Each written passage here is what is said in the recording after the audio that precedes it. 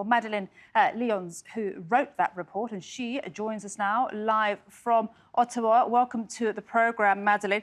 So, of course, clearly there's a huge focus on Ukraine and diplomacy right now. But of course, you're the author of that report on the hardship that Ukrainians are facing. What are your main findings? Well, first of all, thank you very much for having us, Maria. This is, of course, a deeply distressing situation. The hardships remain acute in many parts of Ukraine, particularly, as you said, in those frontline areas.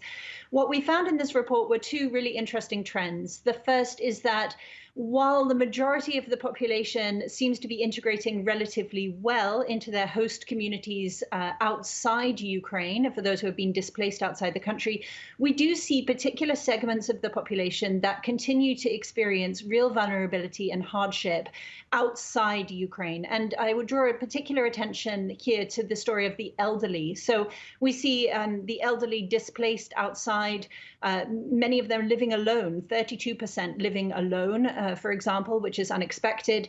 We also see that 18% continue to experience significant challenges in accessing medical care.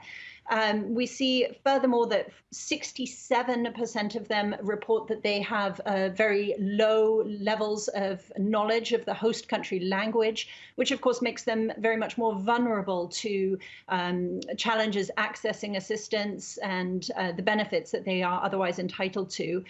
And this is really contributing to what we're calling a tipping point moment for this population, which is that the situation is becoming increasingly acute for these individuals, and they're having to decide whether or not to return what we would say prematurely to Ukraine. And we see that many of them are making that difficult choice, returning. And what the report is secondarily showing, which is also very interesting, is that those who are returning are settling in unexpectedly large numbers in those frontline areas. So we're seeing 27% of returnees to Ukraine are now settling in frontline areas, of course, exposed to significant hardship there. Madeleine, yeah, I just wanted to actually talk about the situation there on the ground itself. You have teams there. What are your colleagues saying? How is it right now after nearly 3 years of war? Yes, the situation is extremely dire, particularly in those frontline areas. So we've seen that an increasing proportion of people, as they return, are returning in very difficult circumstances, having used up much of their financial assets and things while displaced. They're now returning in a very vulnerable and precarious financial state.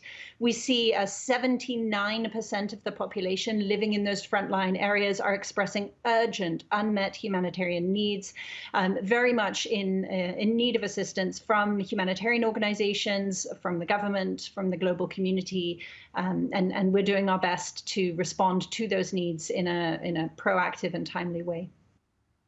Madeleine, thank you so much for coming on the News Hour. Madeleine Lyons, Senior Humanitarian Analyst with the IFRC. Really appreciate it.